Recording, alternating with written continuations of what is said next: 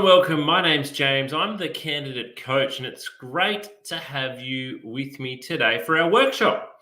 In this particular workshop, we're going to look at how you can prepare really well and then stand out when you're attending a job interview. Now, when it comes to the point that you've actually landed an interview, you've put in a huge amount of work to get to this particular point. You've probably spent a lot of time on the job boards looking for that right role. You've hopefully been tailoring your resume and tailoring your cover letter. It's likely you've been through at least one phone interview, maybe another assessment as well. And you've finally got to the point where you're going to sit down face to face or maybe via the camera and you're going to talk. You're going to talk about what skills, experience you've got, what achievements you've got, and you're hopefully going to convince the person interviewing you that you are the best person for the job. So that puts a lot of pressure on, doesn't it? That can make you feel really quite nervous, and it is a heightened experience for you because you want to do your best. So we're going to look at those things today. We're going to go through how you can best prepare for an interview, how you can deal with nerves, and what actually are some of the things that you can do to stand out. Because it's really competitive. It is really competitive. And particularly when you get to the face-to-face interview stage, everybody is a good candidate. So normally when you get to the face-to-face interview stage, you're competing with other candidates who are also really good in terms of their skills and qualifications and resume for the job. But so is yours. So let's get into it. Interview preparation and interview performance. How do we go about doing these things really well? All right, just a couple of housekeeping things to start off with for today. And if I do look like I'm looking over here to my right a little bit, that's because that's where my presentation screen is. If I do drop out for any reason today, if the internet falls out, please stay on the line and wait for me to rejoin our live workshop. Ask lots of questions. Use the chat function as we're going along. We are live today. You can ask any question and we'll answer it for you. We'll answer your questions live today in that chat function, and sometimes I'll read them out on air. Also, what's important for you to know is that a replay of today's workshop will be available. So you can watch a replay of today's workshop on our YouTube channel.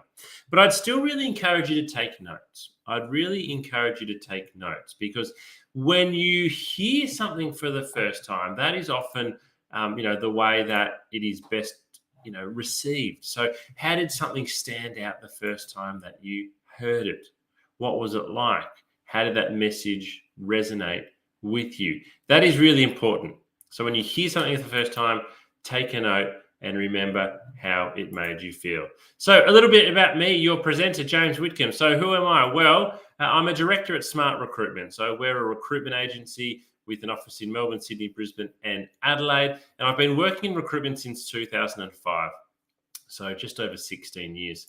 In that time, and this is my best estimation, I've conducted over 3,000 interviews and over 600 group assessments. It could easily be twice as many as that. It's a bit hard to estimate over a 16-year career. But in my coaching and my guidance and my suggestions to you today, you can be confident that I've had a lot of time and spent a lot of time interviewing candidates. And I've really noticed, and I've seen many times throughout my career, candidates who have a great resume. They have a great cover letter. They might have excellent skills. They might have excellent experience. But when it comes to the interview, they perform terribly. And because they perform terribly, they don't get the job. Whereas I've also seen candidates who don't have very much experience, who don't have sort of the same qualifications as the other candidates. But when it comes to interview, they perform well. They give great answers to the questions. They're well prepared. And they actually leapfrog. And you too can leapfrog candidates who've got more experience and more skills by being better prepared and better performing at a job interview. We focus a lot at Smart Recruitment on recruiting soft skills. So we do a lot of sales roles. We do a lot of customer service roles. We do a lot of marketing roles. So interview behavior is the key for a lot of the recruitment that I've done. And I launched the Candidate Coach in December 2019. And that's the platform that we're meeting on today. Alrighty. What are we going to learn? What am I hoping that you will learn today? Well, there's really 3 parts to today's session. So first of all, it's interviewing skills pre-interview. So what do I mean by that? Well, I'm going to take you through some of the things you need to start doing to prepare well for your interview before you even realize. So we're going to look at getting those basics right before the interview. Why this preparation is key. Second part of today, we're going to talk about during the interview. So when you're actually in the room, what do you need to do during that interview? How do you impress? What are recruiters actually looking for when we're meeting with candidates? And what are some of the little things that you can do that make a big difference? I put here, make all the difference. Small things can make all the difference. And then finally, post-interview, what are some of the things that you can keep on doing to continue impressing even though you've left the interview room? What happens next? How do you keep on impressing? And then our next workshop that follows this one is a follow-up to this one. So how do you actually give great answers to interview questions? So today we're not going to go into the actual answers that you need to give. That's in our next workshop. So wherever you're watching this today, you'll be able to watch our next workshop as well. And we're going to focus specifically on giving those great interviews. All right. Part 1. Let's get into part 1. Pre the interview. Scenario. How do we stand out at interview? There is one rule. I've really only got one rule for you for today. What do you need to do? Preparation is the key. Preparation is key to standing out at interview. Now, I know what you're thinking. You're thinking, James, you sound like a boring old man. Preparation is the key. That's nothing new. That's nothing new in anything in life. Well, I'm not quite that old. I do like that beard though. But there is a reason why I'm saying preparation is key. And that's because from 3,000 to 4,000 interviews I've seen, candidates who do the preparation stand out well. They get the job. Candidates who don't do the preparation, they don't stand out. Now, preparation is key, but preparation is also your friend. So you might be sitting there thinking, oh, I don't have all of the skills. I don't have all of the experience. I don't have all of maybe the qualifications, and I definitely don't have all the achievements, but I really want to get this job. Well, I want you to embrace preparation as your friend because it is something that you can do. So a lot of people don't do the preparation because they don't want to do the hard work. And if you don't want to do the hard work, you're probably not going to get the job. Preparation, every single candidate can do. Everyone is on an even footing, an even playing field when it comes to preparing well for your job interview. So if you don't think you've got all the other skills or experience that some of the other candidates might have, or this job is your dream job, prepare for it in that way. And the good thing is you can do the preparation.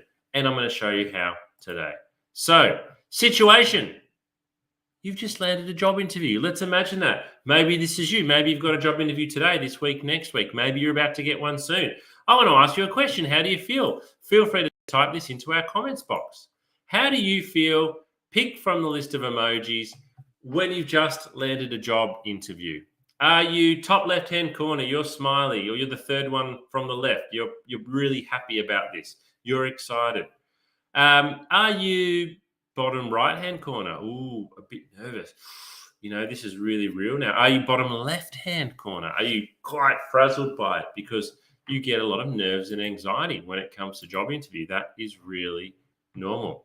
But how do you feel? Have a think. Type your emoji into the comments box. Because I want you to think about something. If you can ask really good questions, it's going to help you best prepare. And when we move into the actual interview room, we want to be as calm as possible. So when you've landed a job interview and you're on the phone and the person says, hey, congratulations, we would like to invite you in for an interview. We would like to invite you in for an interview. We want you to come in. You work out the time. A lot of people go, that's great. Yes, I'll be there Thursday at 10 o'clock. And they hang up the phone. They go, oh, I've landed a job interview. Mom, I've got a job interview. Great. Unfortunately, you've missed a really big opportunity. You have missed a really big opportunity because there are some questions that you really need to answer before you hang up the phone. And if you can answer some of these questions, ask some of these questions, then it's going to give you a really good inside running to performing well at the interview. So let's have a look at these questions before you actually hang up the phone.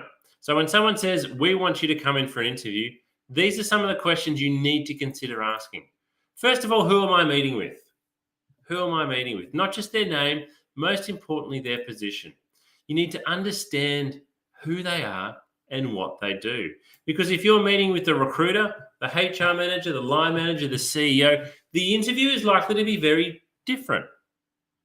If you're meeting with the recruitment coordinator or the CEO, wow, that is going to be a very different interview.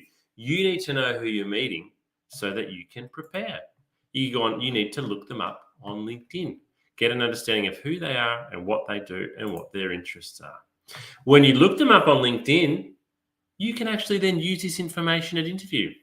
I love it when a candidate says to me, hey, James, I checked out your LinkedIn profile before the interview and I read one of your articles. I think your article on how to write a great cover letter was great. What that shows me is this candidate is really doing their research into the job and into the company and into the interview. And I'm impressed.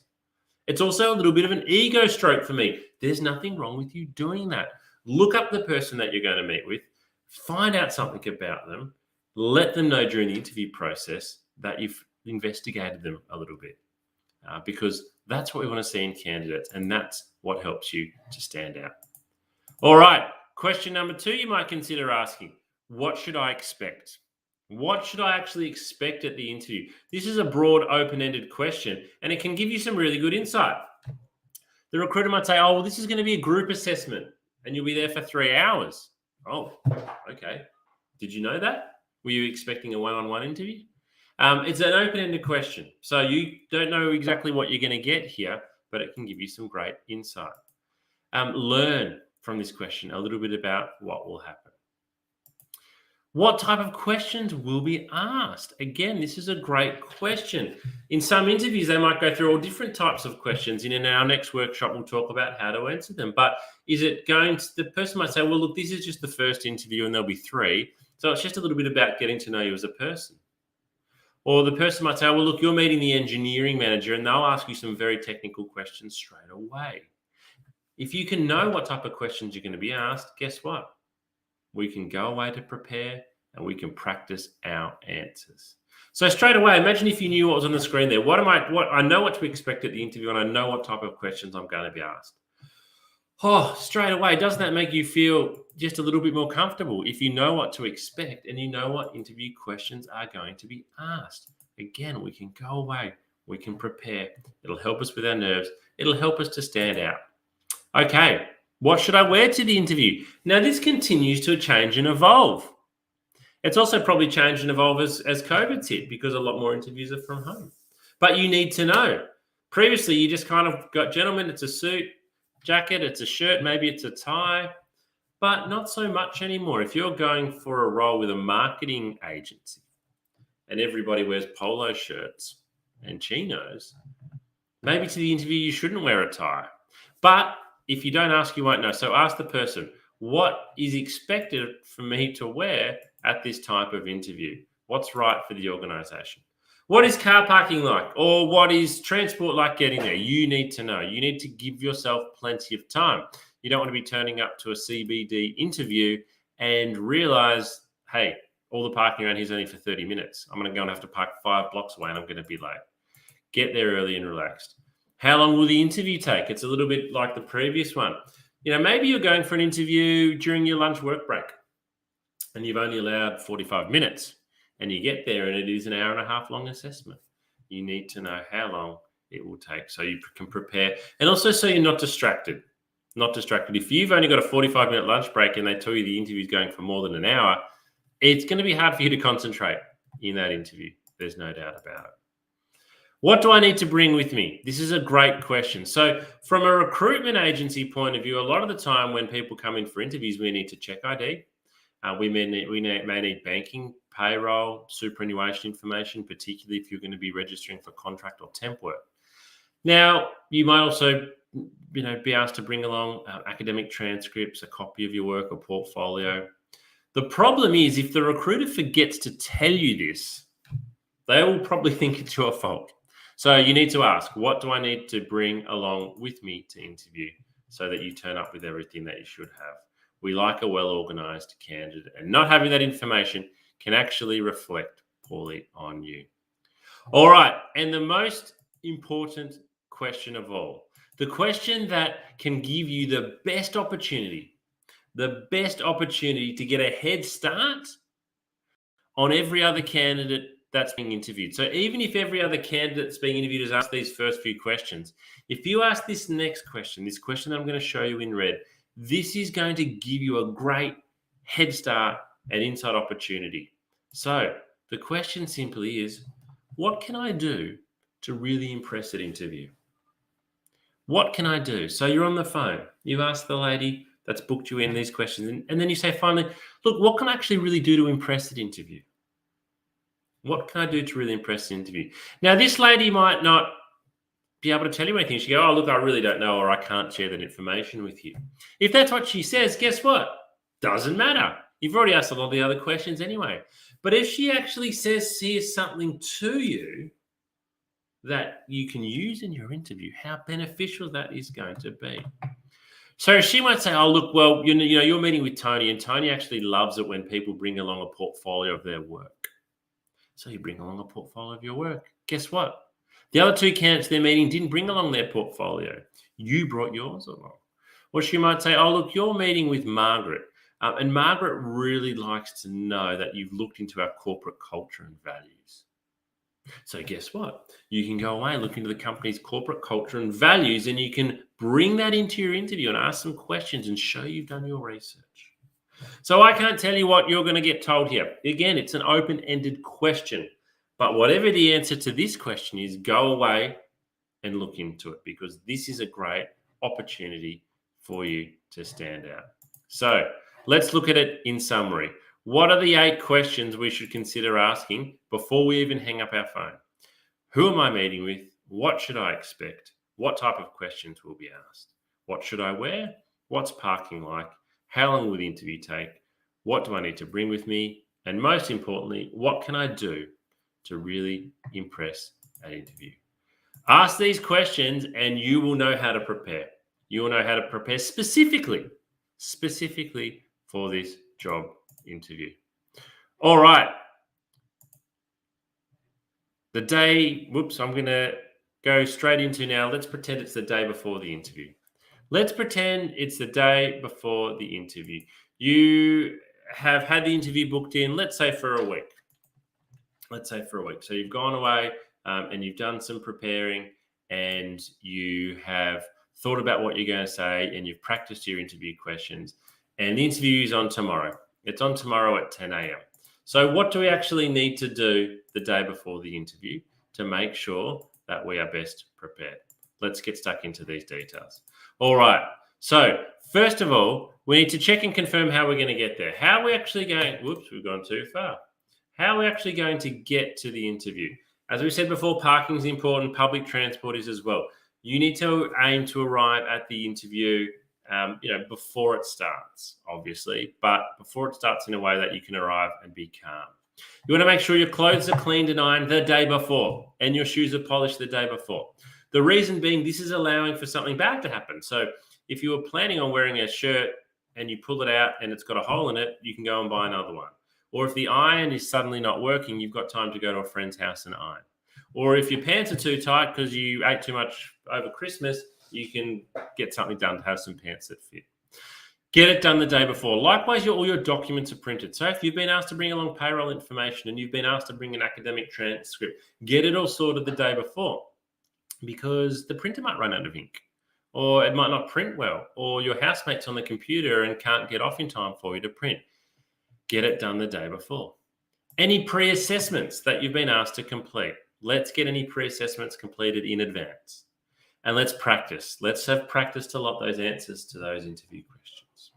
The reason we do this the day before is so that when we go to bed at night, even though we're probably going to feel a little bit nervous and we're going to have butterflies in our stomach, at least we've got some comfort there, and we can tick off in our mind some of the things that we've done, rather than lying there thinking about all the things that I need to do when I get up in the morning. So it's important to get those things done the day before the interview. All right. You've tossed and turned a bit all night. The alarm's gone off. Beep, beep, beep, beep, beep, beep. You suddenly wake up. And you're like, ooh, today's the day. I've got that job interview at 10 o'clock in the morning. So it's really important that you have breakfast. You need to have a full stomach. You might not feel hungry, but eating breakfast will give you, first of all, energy. It'll give you a good blood sugar level. It'll help you concentrate. I also do a lot of my interviews in the morning, and I can actually smell it on people's breath when they haven't had breakfast. It stinks. So make sure you do. Some of the basics: we're showering, we're shaving, we're brushing our teeth, we're fresh and clean. We're putting on our nice, clean, ironed clothes, our polished shoes. Avoid strong odors. Put on a little bit of perfume or aftershave, but don't put on too much. Don't try and overpower the person. Avoid smoking unless you really need to. I would rather you have a cigarette so that you feel calm than be shaking at the interview. Leave with plenty of time. This is absolutely key. There's nothing wrong with getting to the venue 2 hours early. You don't go up to reception, but at least you're there. Take with you things just in case, like an umbrella. Take tissues, take mints. And as I've got here, arrive 30 to 40 minutes early. That's probably the minimum. But don't go up to reception. Don't go up to reception until 5 to 10 minutes before. When a candidate arrives 40 minutes before interview and goes up to reception and asks for me, I think it's probably just poor judgment there. Your interview's at 11. You've got here at 10:20. That's fine. Maybe just walk around the block or sit in a cafe for 20 minutes and then come back. So we need to do these things the morning of the interview. All right, what do we need to take to our interview? Well, the first thing I want you to go out and buy, if you don't have one, is a compendium. What is a compendium? Well, there's a picture on your screen. I've also got one here. I got a new one for my birthday recently. I've got a compendium, brown leather one. I can fit my laptop and some bits and pieces of information in here. I take it to meetings with me. You can take it with you to your interview. You can get it from Officeworks or your local news agency for $20 or $25. Now, if you come to an interview with this tucked under your arm, you look professional, you look organized, you look serious, you mean business, you want the job. But it also has a very practical application because everything listed under compendium there, you should be taking with you. A copy of your resume, a copy of your letter, your elevator pitch. We run a workshop on elevator pitches. Look that up if you'd like to attend it. We need to take written questions so that we can look down and see what our questions were when the time comes. You might think, but they've already got my resume, James. And yes, they probably do. But let me ask you, if somebody comes and joins your interview halfway through and they don't have your resume, you can lean across and hand it to them. Also, you might be talking about, or you might be asked about some of the things on your resume. If you just look down, you've got it in front of you. The questions are really important. You won't ask 5 or 6 questions, but at the end of the interview, nearly every recruiter will say, do you have any questions at all for me? And this is such an important opportunity for you to stand out. So write down 5 or 6 questions and pick the best 3 at the time. 5 or 6 are needed because a couple might get answered throughout the interview and you don't want to ask the same thing. But the questions you ask should show that you've done some research. At a minimum, show that you've done some research. And then the other information there, as you see on the screen, it is important for you to take along. Okay, so what have we talked about? Preparation is key. Preparation is your friend. Preparation you can do. Let me ask you a question. Can you do everything I've asked you so far? Can you do everything I've asked you so far? It's actually not a question. It should be a statement. You need to do everything I've asked you so far. It is very basic. We're still at the basic stage. You need to be doing these things. All righty. So we've prepared well. We're sitting there at reception and out comes somebody. We hear the clip, clop of shoes and they bring us into the interview room. We've given them a firm handshake, a nice smile. We've looked them in the eye. We've said, good morning. Thank you for seeing me. Now, how do you actually stand out in the interview room? Well, first of all, I want to share with you a video around how you overcome your nerves and anxiety. Nerves and anxiety affect absolutely everybody. Even as an experienced recruiter, if I was going for a job interview myself tomorrow, I would feel nervous.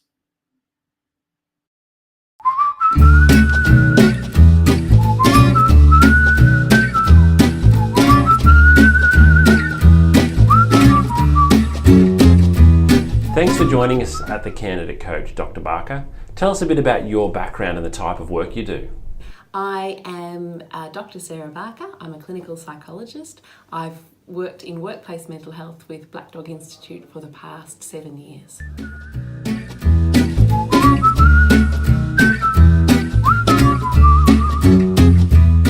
Dr. Barker, why is it common to feel nerves when going for a job interview? We commonly feel nervous, and I would say most people feel nervous when going for a job interview because we feel a lot depends on it and that we're going to be evaluated as well.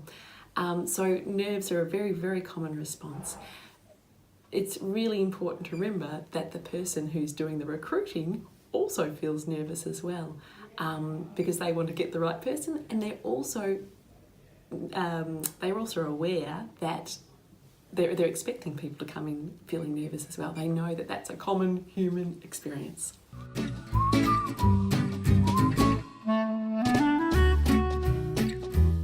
What can we do before the interview to help best prepare so that we're not overcome by feelings of nerves and anxiety? To best prepare ourselves to avoid some of those feelings of anxiety and nerves before an interview, firstly is to accept, I think, that they're going to be there. And actually, a few nerves are actually helpful. They help us give our best performance, give our best answers, think the best on the spot. So accepting that there's going to be a level of nerves is okay. But I think also probably an hour beforehand or the morning before the interview, really practicing some breathing strategies, whichever is your favourite breathing strategy, to calm those nerves down, calm the system down, calm the breath down, and allow your body to relax as much as it can into the interview. I also think preparing answers and having a practice in front of the mirror of some likely answers that are going to be, or likely responses to questions that are going to be asked can be very, very reassuring, because often the questions we predict are there. And even on the internet, there are usually lots of questions for any job that are typical questions that you can then prepare a brief response reflecting on your experience beforehand. So it's not such a test in the moment then, because you've got some preparation behind you. The other thing I think too is reminding yourself, I've got this far and this is a good thing. And, they're interested in getting to know me. I'm also interested in getting to know them, and concentrate on the relationship too and enjoy the relationship as much as you can. They're usually going to try and put you at ease so that they can see how you respond as well.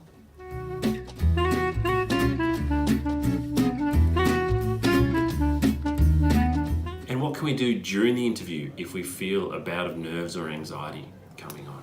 It's very common for us to suddenly feel overwhelmed in the moment in an interview. If that happens, take some deep breaths. It's okay to buy some time. It's okay. And also, when we take deep breaths in an interview, it's only usually us that notice. Okay, so taking some deep breaths can really be helpful. And even saying to the interviewer, could I just take a moment here just to pause and gather my thoughts, and then just breathe, okay? And then when you're ready, come back and say, I'm ready to continue on.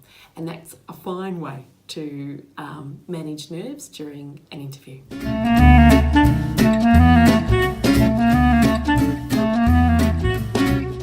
One tip that I think is a really useful one is to have a practice of your responses to the likely questions in front of the mirror. Something you might notice is that the questions you're feeling more confident about, you'll smile more, you'll be more relaxed, you'll, strut your stuff a little bit as you respond. You'll notice too, the questions you feel less confident about, you might stop smiling or your face might change. Those questions are the ones you need to practice a little bit more at, and remind yourself of your confidence with that, or prepare your answer so that you do feel more confident, because your face will actually tell you in the mirror, and that can be good preparation for the actual interview of knowing where to focus on in feeling more strong in your responses.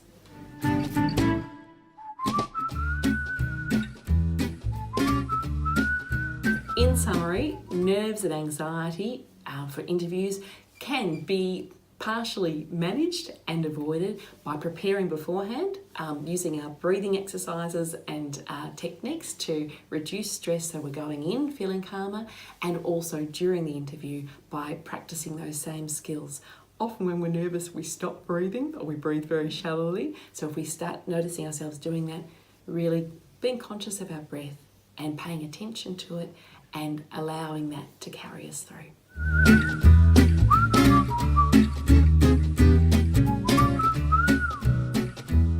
Thanks for watching today, and we hope this has helped you best prepare for your next job interview. Good luck.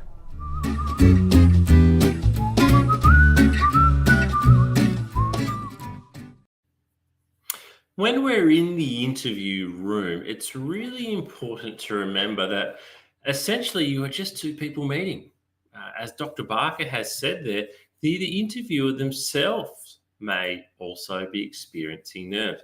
So I really like this quote from American civil rights activist and poet Maya Angelou, who said, "I've learned that people will forget what you said, people will forget what you did, but people will never forget how you made them feel." So when all is said and done and you've left the interview room, quite quickly, the words that you've spoken are forgotten.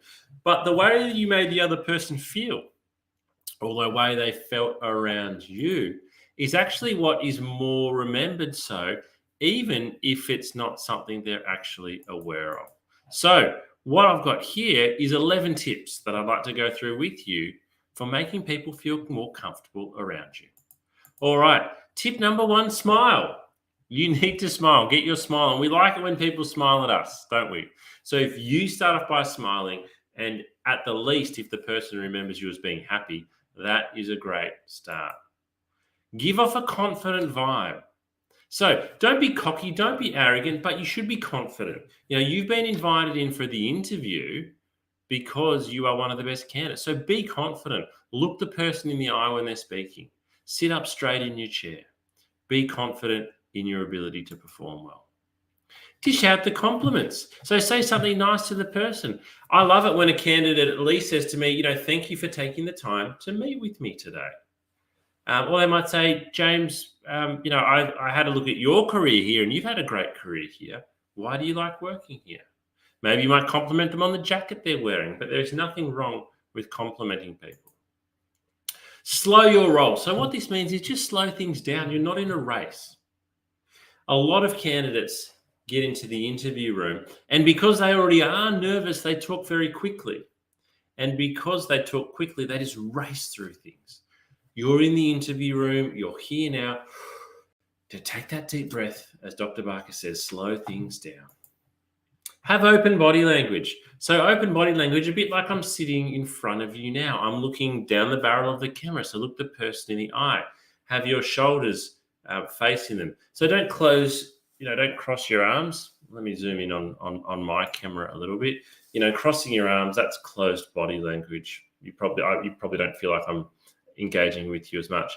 On the side a little bit is closed body language.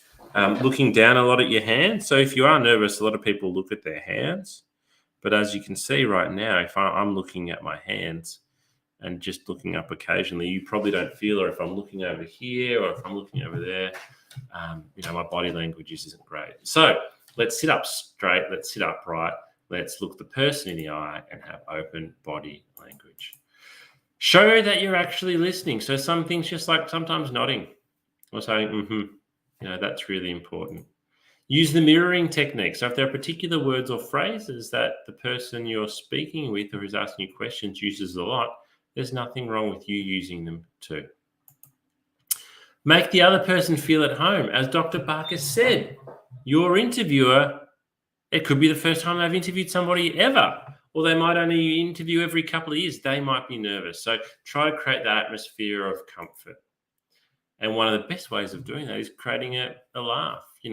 What's something you can share that's quite funny, or a funny story from work? You don't need to roll out jokes, but if you have the opportunity to laugh, do so. And be really honest. A lot of candidates are very guarded in job interviews, but if you can leave the room and the person feels like you are honest with them, they'll feel like they can trust you. Remember to be nice. Again, at the end of the interview, I love it when a candidate just says, thank you for seeing me today. So we've got a lot of things there that you can do. And all of these types of things will help the person that you're meeting with feel comfortable around you. And if they feel comfortable around you, they are more likely to think that you're a really suited candidate for the job. Now, I know that doesn't sound potentially politically correct, but it's human nature. So it's important to understand human nature because it applies in all settings, but particularly in a job interview. So we can also stand out in the interview room by impressing with our knowledge of the organization. We want to show that we know what the organization does and stands for. That information is readily available. We want to know about their values and beliefs. Market knowledge is really important. You will really impress at the job interview if you can talk about what you know about the market at the moment. If you've been reading and you can bring into your interview questions anything in the recent media or any publications that the organization has produced or about the industry that you're applying for this job in. You can impress with your knowledge of the actual position by showing you know what a good job looks like. And you will talk about when you performed well or that you understand what it takes to perform well in this job. Link your experience and link your education back to the position. And understand, show that you've got an understanding of the impact the position has. But thirdly, impress with what you will bring to the team. Well, what does that mean? The person interviewing you is potentially going to be your new colleague. So they're looking at you and they're thinking, do I want to work with this person? Do I want to sit next to them? Do I want them sitting next to me for 8 hours a day, 40 hours a week, 48 weeks of the year for the next 3 years?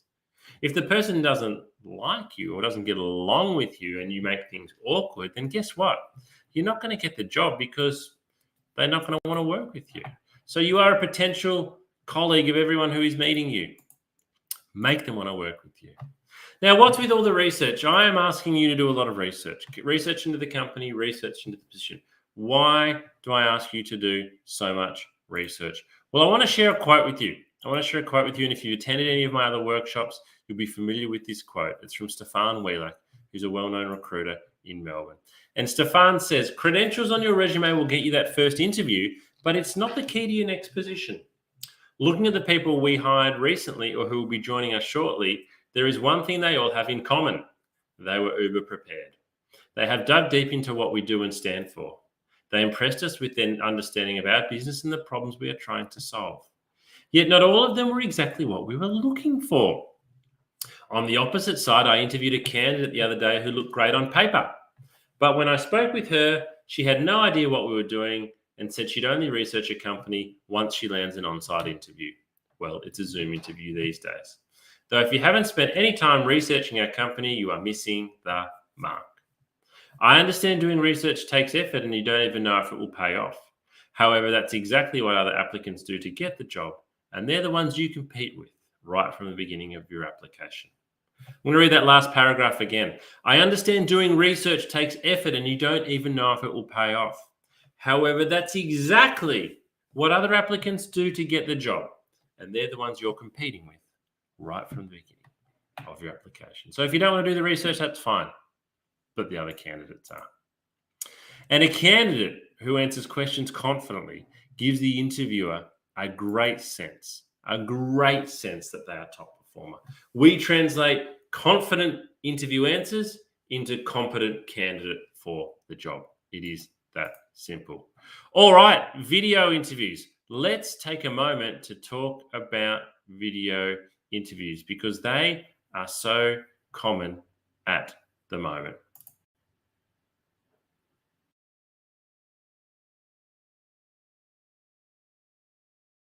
Hi job seekers, James here from The Candidate Coach. One of the most common questions we've been receiving lately is around how to best prepare for a video interview. Due to the circumstances over the last 12 to 18 months, video interviews have become the most common way of meeting a candidate, replacing the in-person, face-to-face interview. So here are my top tips for what you need to do to make sure you are best prepared and presenting yourself as well as you possibly can when your interview is over video. So there's 4 main things that you really need to consider. The first thing is camera height. This is the biggest mistake that a lot of people make, is getting the height of their camera wrong. If you've got a laptop, for example, that is sitting on a desk, you need to lift it up. The camera should always be at eye height. You want to imagine the lens of a camera is the eyeball of a person. So if you are looking down at your laptop or your phone, it's going to look back up your nose. So keep the camera positioned at eye height. One of the great ways to do that is to buy a tripod, something like this. So if you don't have a tripod, it's well worth going out and spending the money. And here's another one that I've got here. This one in particular I find to be really, really good. These have both got lights which help, but this one here, you can adjust it to a full standing height if you like. And it's available for not much money from a retail store. The second thing that is really important is the lighting. So having the light shining on your face. You don't want to have light shining from behind you because that creates a lot of glare. So have the light shining on your face, sit with a window facing you so that you are looking nice and clear on camera. The third thing is audio. You need to be in a nice quiet space so your voice comes across clearly, so that you don't have to yell, so that the sound is not distorted. If you are using a laptop, make sure you check about the sound direction. Some microphones only record from directly in front, and if you tilt your head sideways, the audio quality can go down quite significantly. And the fourth thing is, remember to show some personality with video interviewing. A lot of people speak to a camera in a different way that they speak to a person. So again, look at the lens of the camera and imagine you're speaking to a person. Smile, talk with your hands if that's what you do, but don't look around the room. If you're nervous, don't look down at your hands. Look at the camera and give an answer as if you were giving it to a person. This can be challenging, particularly if you are being asked to record answers and there's not actually a person that you are speaking to, but personality definitely comes through on video, so make sure you show yours. And with everything, practice. If you're not sure how you're going to present, or you think, I don't think this is going to work really well, set up your camera, hit record, and just speak to the camera. Talk, see how you look, and practice several times. This is going to be the new norm, or not the new norm, it is the norm for quite some time now, so it's really important that you understand how to best prepare for video interviewing. Good luck.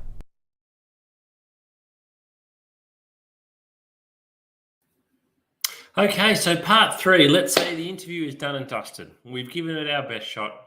You've left the interview or you've turned off your video camera and you think, it's done. The interview is over. Well, it is over, but you can still do some little things post-interview to continue to increase your chances of getting the job. So first of all, send a thank you email within 24 hours. Just a 1 or 2 liner. Dear James, thank you for meeting with me yesterday. I'm really interested in the position. I look forward to hearing from you soon. That shows good manners. It shows you're polite. It also reminds me that you're keen on the job. And if I've got 3 candidates who are all keen on the job, that thank you note might just move the needle a little bit towards you, because again, do I want to work with this person who is going to be polite, or do I want to work with this other person who seemed a bit rude? Show good manners, be polite. Number 2, if you have been asked to do something, do it immediately. So if you've been asked to send through reference checks, if you've been asked to send through academic transcripts, if you've been asked to go away and complete an assessment, do it straight away. You are being assessed in terms of your responsiveness. So go and do it straight away. If a timeline for communication hasn't been established, it is okay to get back in touch after 3 or 4 days and just say, hey, I really enjoyed the interview. I'm just calling to see if there's any update yet. And finally, be responsive, be polite and professional and positive at all times. Every time you pick up that phone, be positive. You are on display. Your chances of getting the job go up and down with every conversation. You are being assessed the whole time. So, as I've said, preparation is key. Preparation is your friend. Preparation you can do. Everything that we've talked about today, everything I've shown you is what you can do. And if you can do the things I've told you today, you will increase your chances of getting the job. If you're still wanting more assistance, just a reminder that we have 2 episodes on our candidate coaching platform for you to watch around getting ready and performing well at interview. So episode 8 is getting the basics right, and episode 9 is taking it from good to great. And in these videos, you'll hear from 6 or 7 different recruiters in each episode, experienced recruiters giving you their feedback on what it is you need to do to stand out and get the job. Now, before we go, just a reminder of what's available on our candidate coaching platform for you. We've got video coaching, 14 episodes that you can watch. We've also got resume and cover letter templates. We've got interview questions, online tests that you can take. We've got checklists, articles. We've got advice specifically for executive job seekers. We've got mental health support, and we've got a lot more information on our upcoming workshops that you can register for and attend, just like this one. And all of this is available to you for free. Now, before we go, I would really love to ask if you could take 2 minutes. It is literally a 2-minute survey. Take 2 minutes to complete this survey. In this survey, we simply ask you, did you get any value out of today and what was it? And we also want to know, what topics are you interested in hearing more about? What topics are you interested in hearing more about for our workshop? So on most weeks, we run 2 workshops. That's 8 a month. But we want to run workshops on topics that are of most interest to you. So please write that down, follow the link. And likewise, please follow us on LinkedIn. That will help you keep up to date with everything that we're offering. Now, we'll finish today with this video. And this particular video is in regards to mental health and the fact that most people actually do have a little bit of a dip in their mental health when they're looking for work. This might be you. This might be you and you haven't realized it. So we're going to hear from Dr. Sarah Barker again on how to look after your mental health when looking for work. This will conclude today's workshop. Thanks for joining. We'll see you for our next one, where we talk about how you can give great answers to interview questions. Thank you.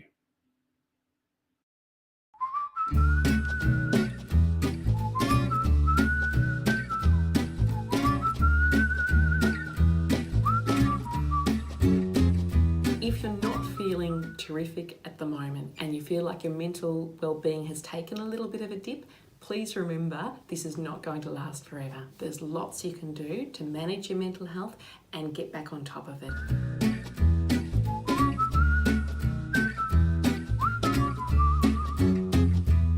I am Dr. Sarah Barker. I'm a clinical psychologist. I've worked in workplace mental health with Black Dog Institute for the past 7 years.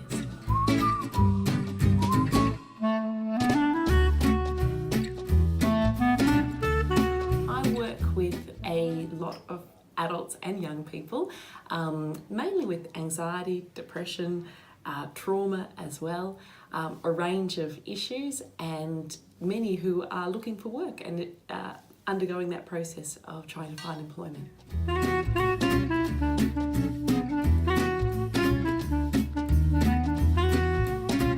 Looking for work causes mental strain because our identity is tied up with our work.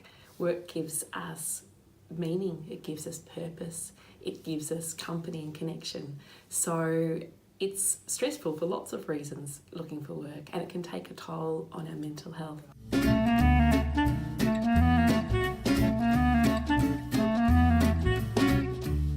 It's really important for us to be aware of the signs that our well-being and our mental health might be dropping. Probably the biggest sign is changes in behaviour. So that might be changes in the way we're thinking or talking to ourselves. We might be saying things like, who would employ me? I'll never get a job. We might be really down on ourselves and really hard and critical on ourselves when normally we're not so hard and critical. We might also, in our relationships, change our behaviour. We might be more snappy or more irritable with people that we love, that normally we might be a little bit irritable sometimes, but not irritable in that way. Losing interest in things that usually sparked us and ignited us and gave us joy. So perhaps usually we like walking the dog and suddenly we start thinking, I can't be bothered walking the dog today. That sort of thing, those changes in behaviour are really significant because they tell us that something's different, and if we're noticing, I suppose, more than one of those and it's affecting the way we feel, and this is over a period of say 2 weeks or longer, then it's a really good idea to have a chat to a GP that you trust, and find out what might be going on, have a discussion and see if there's any physical reasons for that, or if perhaps your mental health and wellbeing might be able to do with a little bit of extra support, and then the GP can refer you on to see a psychologist, a counsellor, whoever is most appropriate for you.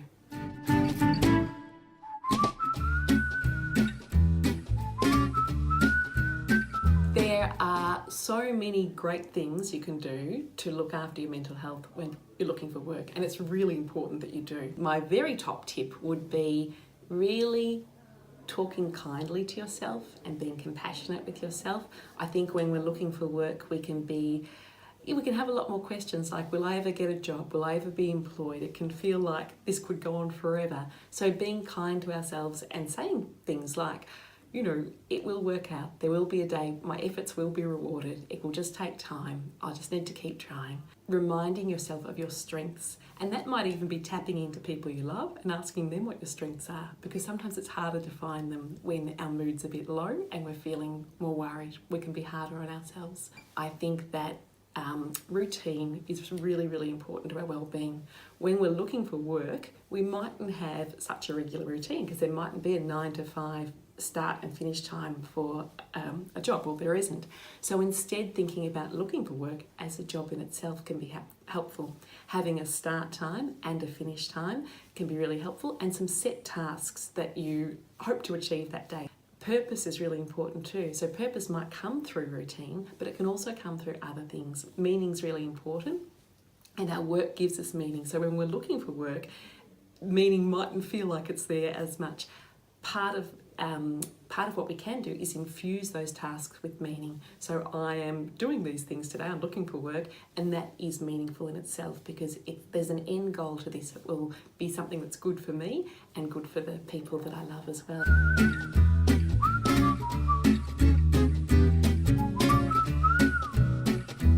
Some excellent resources for looking after well-being when looking for work are the Headgear app. The Headgear app is free, it's evidence-based, it's developed by Black Dog Institute, and it is fun to use.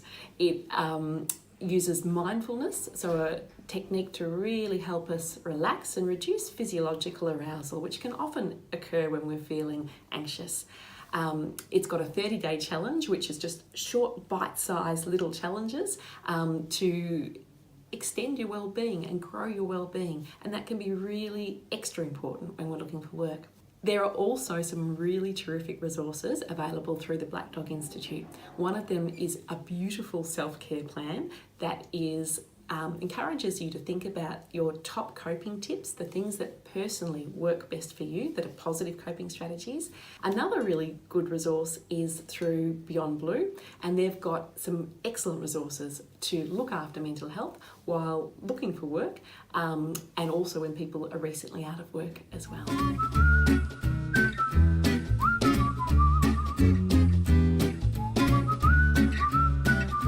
Probably time to seek professional assistance when you notice your mood is lower and you're feeling more down than usual, when you're worrying more and perhaps worrying excessively about things that you wouldn't normally worry about, and perhaps in your relationships too, when you're more tense with people and perhaps more snappy or irritable.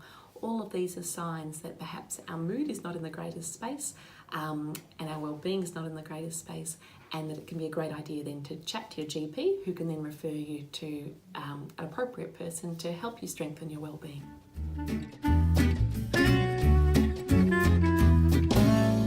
It's very common for people to have a dip, but please know that that's not going to last forever, and that there's lots you can do through looking after yourself